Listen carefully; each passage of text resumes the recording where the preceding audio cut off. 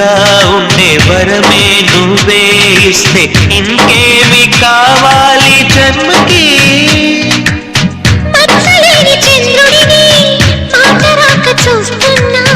వరస కాని బంధుని చొరవ చేసి అంటున్నా ఇంకెప్పుడు ఒంటరినని అనరాదని. నీకు సొంతం అంటే నేనేనని. కొమ్మ కొమ్మ విన్నావమ్మ కోయిల వస్తుంది, వస్తూ వస్తూ తనతో వెన్నెల వెలుగులు తెస్తుంది.